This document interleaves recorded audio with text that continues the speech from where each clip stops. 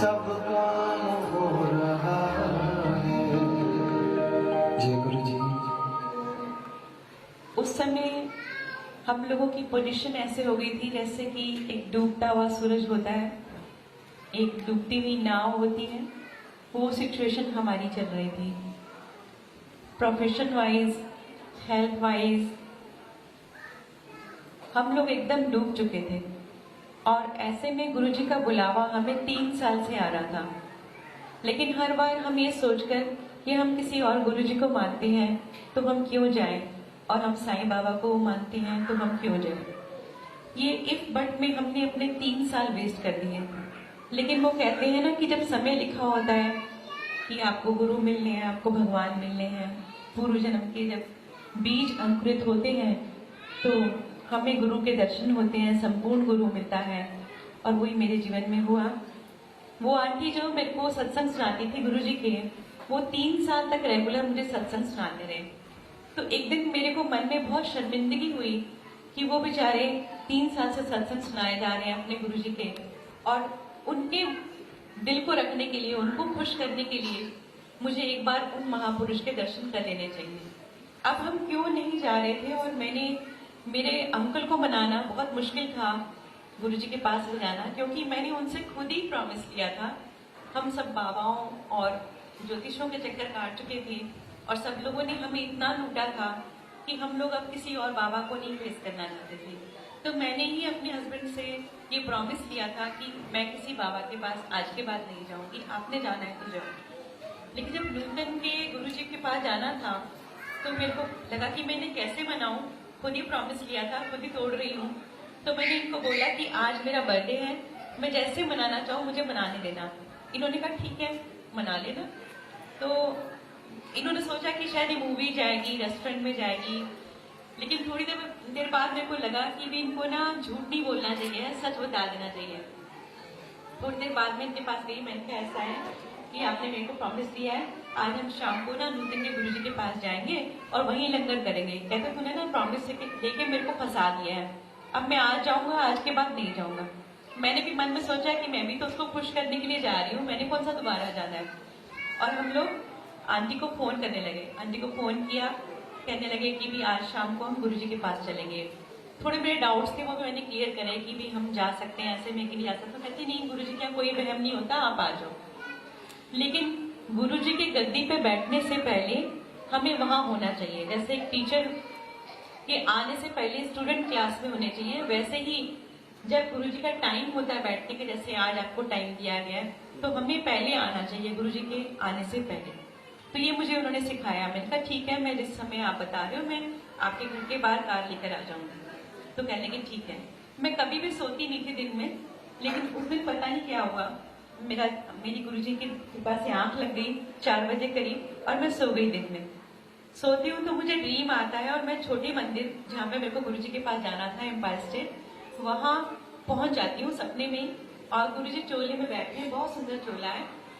और जैसे ही मैं वहां पहुंचती हूँ तो देखती हूँ कि एक ओमकार और ओम लाइट से बने हुए हैं और खुला आकाश है, उसमें गोल्डन ईगल घूम रहा है। तो मुझे बड़ी हैरानी होती है, मेरे को लगता है कि ये वही जगह जहाँ मुझे जाना है। तो जब मैं सो के उठती हूँ, मैं जल्दी जल्दी में इनको तो नहीं बता पाती, लेकिन जब वो आंटी मेरी कार में बैठती है तो मैं उनसे पूछती हूँ कि जहाँ हम जा रहे हैं वहां पे गुरुजी बड़े सुंदर चोले में गोल्डन सिंहासन पे बैठते हैं, एक ओमकार ओम लाइट से बने हुए हैं। तो कहने लगी बिल्कुल ठीक, तू तो बिल्कुल सही बता रही है, तू तो अभी गई भी नहीं, तेरे को कैसे पता। मैंने कहा ऐसे ऐसे मेरे को ड्रीम आया है और उससे मैंने ये सब देखा है। तो कहने लगी तेरे को तो गुरुजी ने दर्शन दे दिए, तू ब्लेस हो गई। और यकीन मानिए मुझे कुछ समझ में नहीं आ रहा था कि क्या ब्लेसिंग होती है, क्या दर्शन है। मैं इसे कोइंसिडेंस समझ के कि कहीं जा रहे हैं तो सपना आ गया। हम पहुंचे तो गुरुजी वहां सेटी पे बैठे हुए थे, किचन के बाहर सिंहासन पे नहीं बैठे हुए थे। तो मुझे बड़ी हैरानी हुई कि गुरुजी कैसे बैठे हुए हैं, ये तो चोले में नहीं है, तो कैजुअल वेयर्स में बैठे हुए हैं, जॉगिंग शूज पहने हुए हैं, बड़े अच्छे स्टाइलिश। तो गुरुजी ने पूछा कौन है, तो मेरी फ्रेंड बोलेगी मेरी फ्रेंड है, कच्ची पक्की। मेरी फ्रेंड बोली पक्की। गुरुजी कहते की कर देने। हमने कहा हम गुरुजी गाना गाते हैं, क्यों जा गा लो। मैंने कहा गुरुजी कैसे बताऊं कैसे गाते हैं हम, आप सुनोगे तो मालूम चलेगा। चंगा फिर बह जा, कितने का रहने वाला है। तो इन्होंने बोला मैं जम्मू का रहने वाला है। तो मुझे कहने लगे तू ते हिमालय चंडीगढ़ के कोल दी सरदारनी है। और यकीन मानिए कि मेरे पैरों से जमीन जैसे खिसक जाती है ऐसे हो गया और मेरे रोंगटे खड़े हो गए, क्योंकि ये बात कि मैं सिख बॉर्न बेबी हूँ मेरे इन लॉज तक को भी नहीं मालूम था। मैं हिंदू फैमिली में पड़ी बड़ी हुई थी, वहीं अडॉप्टेड बच्चा थी। सिख बॉर्न बेबी हूँ ये किसी को भी नहीं मालूम था, सिवाय मेरी कुछ स्कूल टाइम की फ्रेंड्स जिनको मैंने कभी शेयर किया होगा, या मेरे हस्बैंड को मालूम है। किसी को भी नहीं पता था कि मैं सिख बॉर्न हूँ। तो गुरुजी को कैसे मालूम चल गया ये मेरे को बड़ी हैरानी हुई। मुझे नहीं मालूम था कि गुरुजी अंतर्यामी है, वो तो सब जानते हैं। जैसे ही हम एंटर करते हैं गुरुजी के दरबार में तो हमारे तीनों जन्म की फाइल्स जो होती हैं वो खुल जाती हैं। गुरुजी को सब पता होता है कि कौन, क्योंकि उनकी आज्ञा से तो हम यहाँ आ पाते हैं। लेकिन मेरे को समझ नहीं थी, मैं सोचते सोचते बैठ गई कि शायद मैंने नूतन को अपनी फैमिली का कुछ बताया कि नहीं बताया। मैंने कहा ऐसी कोई पर्सनल बात भी नहीं हुई। बैठ गए। मुझे जैसे आज आपको यहाँ पे चाय प्रसाद मिल रहा है वैसे मुझे चाय प्रसाद मिला।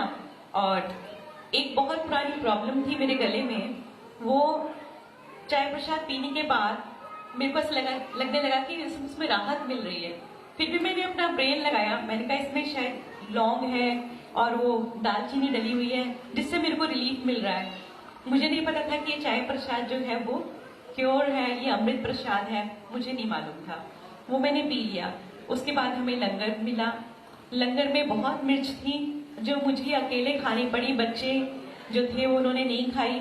और पहले ही गुस्से में मेरी जो है वो आंखों में से धुआं, नाक में से पानी, कानों में से धुआं ऐसा निकलना शुरू हो गया। मेरे को लगा कि शायद यहाँ पे कोई पानी सर्व करने आएगा। अभी मेरी हिचकियां ऐसी हो रही हैं, आंखों में से आंसू आ रहे हैं और गाल एकदम जैसे लगता है हीट निकल रही है। तो मैंने गुरुजी की तरफ देखा कि भी कोई पानी मंगाएगा, गुरुजी मेरे को देखेंगे कि मैं इतना रो रही हूँ तो कोई पानी लेकर आएगा, लेकिन पानी नहीं आया। वो गुरुजी मेरी कुछ क्योर कर रहे थे उस लंगर से, तो मुझे बाद में समझ में आया। तो जैसे लंगर करके हम तो बाहर से जाने लगे थे, तब हमें मालूम चला कि गुरुजी से आज्ञा लेके जाना होता है। वापस आए गुरुजी के पास, मैंने मत्था टेका। गुरुजी कहते ऐश करो आंटी। तो मैंने गुरुजी को ऐसे देखा कि भी जो मेरा जीवन अभी चल रहा है उसमें ऐश करने का तो कहीं से कहीं कोई पॉइंट ही नहीं है। शायद गुरुजी को पता ही नहीं कि हमारी स्थिति क्या है, लेकिन आज देखो क्या कर रहे हो, ऐश कर रहे हो। तो ये फर्स्ट डे गुरुजी ने मेरे को ब्लेसिंग दी। अंकल ने मत्था टेका तो गुरुजी कहने लगे वीरवार को आई तो 5.25 ग्राम का सोने का ओम बना के ले आई। अंकल ने मेरी तरफ देखा, मैंने अंकल की तरफ देखा। हमने कहा लोग ये तो फिर से लुट गए हम, जैसे और बाबा लेते थे वैसे ही। फिर हमने सोचा रास्ते फिर हम बात करते चले गए कि भी सोने का ओम सारे संगत से लेते होंगे, अच्छा तभी लंगर चल रहे हैं, सुंदर सुंदर चोले पहन के बैठे हैं, है ना। तो वो एक नेगेटिविटी हम लोगों के दिमाग में थी, वो हम घर लेकर गए। तो जब आंटी का फोन आ गया नेक्स्ट डे कि सदा को तो बड़ी ब्लेस है, फिर से गुरुजी ने इतनी बातें करी, यहाँ पे 14-14 साल तक लोग आते हैं, गुरुजी उनको ऐसे ऐसे कर देते हैं और चले जाते हैं, बात नहीं करते हैं। तो मैंने कहा मुझे तो कुछ समझ में नहीं आ रही तो क्या बोल रही है, लेकिन हमारे घर में तो कलेश पड़ा है, हम नहीं जाएंगे दोबारा। कहने लगी पागल है, तेरे को गुरुजी ने इतनी अच्छी ब्लेसिंग दी है, तेरे को जाना है। मैं परेशान, मैंने कहा अच्छा चलो कहीं मन में कोई वहम ना रह जाए, पर पहले ही हमारे इतने पुराने मतलब सब काम नहीं हो रहे हैं, वहम है, तो अगर ये सोने का ओम नहीं बनाया तो हमारा और कहीं कुछ बुरा ना हो जाए। ऐसा वहम मतलब दूर करने के लिए हमने सोने का ओम बनाया झगड़ते झगड़ते और गुरुजी के पास पहुंचे नेक्स्ट थर्सडे। गुरुजी को हर चीज याद रहती थी कि किससे उन्होंने क्या बात करी है। वो अंतर्यामी थे, जैसे हजारों बाल होते हैं ना सर में और हमें नहीं पता होता कितने हैं, लेकिन एक भी बाल खिंचता है तो हमारे सर में दर्द होती है ना। ऐसे गुरुजी है, उनको हर संगत की पता होती है, घट घट के पट पट के जाने। तो जैसे हम पहुंचे तो गुरुजी ने बोला ले आए, तो हमने कहा हाँ जी गुरुजी। हमने बड़े उदास मन से गुरुजी को ना वो सोने का ओम निकाल के दिया। तो गुरुजी ने हाथ में लिया, हम भी देखते रहे कि गुरुजी मतलब रख लेंगे इसको अपने पास। तो गुरुजी ने इनकी डेट ऑफ बर्थ पूछी और कहने लगे मंडे नु ना काले धागे विच एनु गले विच पा ली। हमने एक दूसरे को देखा, एकदम राहत की सांस ली, अरे ये तो हमें वापस मिल गया। तो हमें लगा कि गुरुजी वैसे बाबा नहीं है जो मतलब सबसे ऐसे लेते होंगे। तो मेरे को लगा कि ये सिंगर है तो इसलिए इनको गुरुजी ने ब्लेस करके ओम दिया है कि नजर वजर ना लगे, इससे कुछ मुझे नहीं पता था कि ये क्या ब्लेसिंग है। तो मैंने गुरुजी को बोला गुरुजी मेरे वास्ते, कि शायद गुरुजी को ये नहीं पता कि मैं भी गाती हूँ। तो मैंने बोला गुरुजी मेरे वास्ते भी दे दो ब्लेस करके। तो गुरुजी कहने लगे ਤੁਹਾਡਾ ਇੱਕੋ कनेक्शन हैगा तो मैंने मन में बुड़बुड़ किया, मैंने कहा देखो श्रद्धा से तो मैं लेकर आई हूँ इनको, और मैं आई हूँ और ये तो मानते भी नहीं है और इनको दे दिया। लेकिन वो क्या थी गुरु जी की लीला, ये तो वही जाने, वो परमात्मा उनको बताया कि भी क्या करना है क्या नहीं करना। तो ये हमारी सेकंड मीटिंग गुरु जी से थी। और मैं आपको एक छोटा सा सत्संग तो मेरे साथ तो गुरु जी ने बहुत सारी लीलाएं करी हैं, लेकिन चाय प्रसाद का मैं बताती हूँ। शरद पवार जी एक बार आए गुरु जी के पास, उनको पैरालिसिस हो गया था और चाय प्रसाद उनको सर्व की गई तो उन्होंने मना कर दिया कि मैं नहीं पी सकता। फिर बहुत इंसिस्ट करने पर उन्होंने आधी चाय प्रसाद ली और आधी छोड़ दी। तो उनका आधा फेस तो ठीक हो गया, आधा ठीक नहीं हुआ। उन्होंने गुरुजी को फोन करवाया कि भी गुरुजी को बोलो कि मेरा आधा फेस ठीक हो गया, आधा नहीं हुआ। तो गुरुजी ने कहा जी उस दिन वो पूरी चाय पी लेंदा, चाय प्रसाद, तो उसका पूरा फेस ठीक हो जाना सी, लेकिन उसने अपनी आधी ब्लेसिंग छोड़ दी तो आधा ही हुआ।